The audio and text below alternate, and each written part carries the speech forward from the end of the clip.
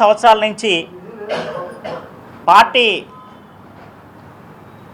పరంగా ఏ విధమైన ఖండనలు చేయకుండా విశాఖపట్నంలో జరుగుతున్న ఎన్నో భూ కబ్జాలకు ఎప్పుడూ విమర్శించకుండా మరి ఇక్కడున్న ఎన్నో సమస్యలను ఏనాడు అతను తప్పు పట్టకుండా మరి ఎల్జీ పాలిమర్స్ విషయంలో అయితేనేమి మరి చంద్రబాబు నాయుడు గారు స్వయంగా వచ్చి పాలిమర్స్ బాధితులు సందర్శించడానికి వచ్చినప్పుడు ఆ రోజు ఎయిర్పోర్ట్లో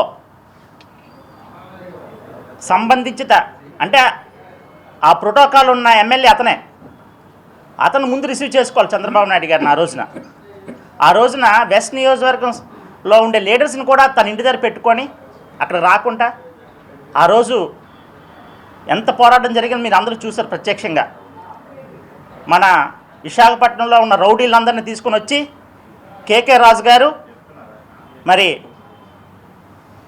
చంద్రబాబు నాయుడు గారి మీద గుడ్లు ఇసిరి, రాళ్ళు ఇసిరి, టమోటాలు ఇసిరి ఎన్నో ఇబ్బందుల పాలు చేస్తే ఆ రోజున తెలుగుదేశం పార్టీ నుంచి ఇన్ఛార్జీలుగా పార్టీ అధ్యక్షులుగా పల్లా శ్రీనివాస్ గారు, అదేవిధంగా పార్టీ అధ్యక్షులు అప్పుడు వాసుపల్లి గణేష్ కుమార్ గారు, పల్లా శ్రీనివాస్ గారు, వెలగపూడి రామకృష్ణ బాబు గారు ఈ ముగ్గురు ఇన్ఛార్జీలే వచ్చి ఆ రోజు అతనికి ప్రొటెస్ట్ చేశారు. అతన్ని కాపాడుకున్నాం, మీ అందరూ పాల్గొన్నాం. ఆఖరికి 3 జిల్లాల అవతల ఉన్నటువంటి అచ్చెన్నాయుడు గారు కూడా వచ్చి ఆ రోజు చంద్రబాబు నాయుడు గారికి అండగా నిలబడ్డారు. స్థానిక శాసనసభ్యులు ఏమైపోయారు అని చెప్పి వెస్ట్ నియోజకవర్గ నాయకులందరూ ఎన్నోసార్లు కంప్లైంట్ చేయడం, పార్టీకి రాష్ట్ర పార్టీకి చేయడం, అదేవిధంగా ఎన్నో సమస్యలు ఉన్నా సరే ఇప్పుడు మన విశాఖపట్నం జిల్లాలో తీసుకుంటే ఎందరో నాయకులకు సంబంధించిన ఆస్తులు ధ్వంసం అయిపోయాయి. పల్లా శ్రీనివాస గారి బిల్డింగ్ బదలగొట్టేశారు, శ్రీభరత్ గారి గీతం కాలేజీని బదలగొట్టేశారు, సబ్బం హరి గారి ఇల్లుని బదలగొట్టేశారు, పీలా గోవింద్ గారి ఇల్లుని బదలగొట్టేశారు. ఆఖరికి బీఆర్టీఎస్ రూపంలో సింహాచలంలో గల నా కళ్యాణ మండపాన్ని కేవలం 20 అడుగులే పోవాల్సిన కళ్యాణ మండపాన్ని అలైన్మెంట్ మార్చి 40 అడుగులు కొట్టేశారు. ఇట్లా ఎన్నో అందరూ ఇబ్బందులు పడ్డాం. కానీ పశ్చిమ నియోజకవర్గ శాసనసభ్యులు మాత్రం బ్రహ్మాండమైన షోరూమ్ కట్టుకున్నారు.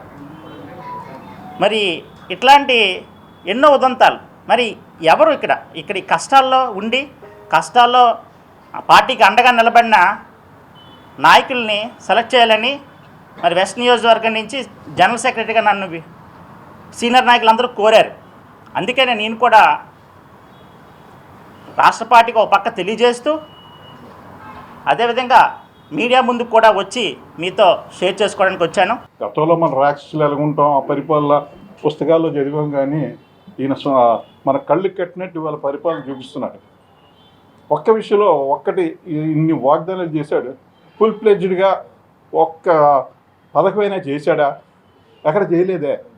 అప్పులు తేవడం, రాష్ట్రాన్ని లూటీ చేయడం, ఇసుక ల్యాండు శాండు వైను మైను ఈ మాఫియాతోనే మొత్తం కాన్స్టెంట్. గతంలో చంద్రబాబు నాయుడు గారు రివ్యూ చేసేవారు ఆ శాఖ యాక్టివిటీస్ ఏం జరిగాయి, పెండింగ్ ఏమున్నాయి, రేపు ఏం చేయాలి, అసలు పలానా మంత్రి పలానా ఎంపీ అని గతంలో తెలిసేది.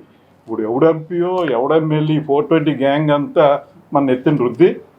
ఇప్పుడు చూశారు కదా అది పని ఏంటంటే అంబటి రాంబాబు ఆయన